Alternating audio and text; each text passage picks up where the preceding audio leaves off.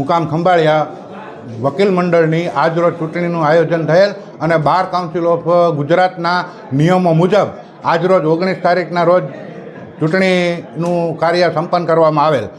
તે પૈકી જામ ખંભાળિયા વકીલ મંડળના સભ્યો કુલ 191 સભ્યો આવેલા છે, જેમાંથી 180નું મતદાન થયેલું। 11 સભ્યો અનિવાર્ય સંજોગોથી બહારગામના હિસાબે આવી શકેલા નથી, એટલે આમ જોવા જઈએ તો 100% મતદાન થયું।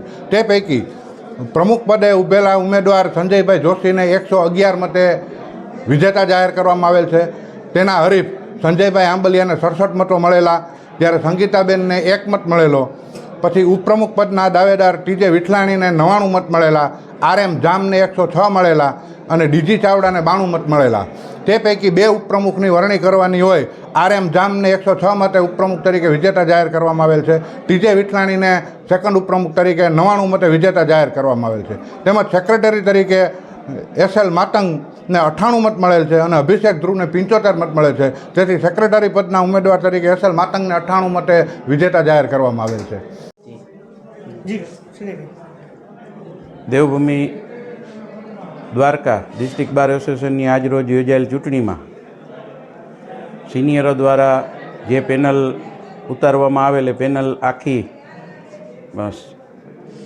સારામાં સારી બહુમતીથી ચૂંટાઈને આવેલ છે અને તમામ વકીલ મિત્રોએ ખૂબ સહકાર આપેલ છે।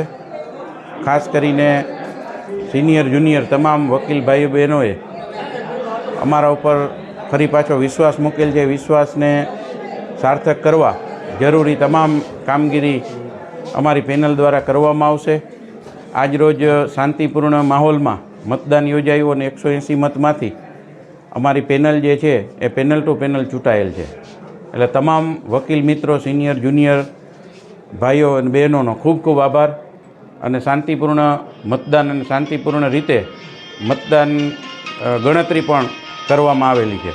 અને આ તકે અમારા ચૂંટણી કમિશનરો બંને જે સવારથી અને આમ તો ચૂંટણી શરૂઆત ડિક્લેર થઈ ત્યારથી TM સાતા સાહેબ અને ડાંગરભાઈ એને ખૂબ જહેમત ઉઠાવી અને આખી ચૂંટણીને સુદૃઢ અને યોગ્ય પદ્ધતિથી ચૂંટણી પ્રક્રિયા પૂર્ણ કરેલ છે। તમામનો ફરી ખૂબ ખૂબ આભાર।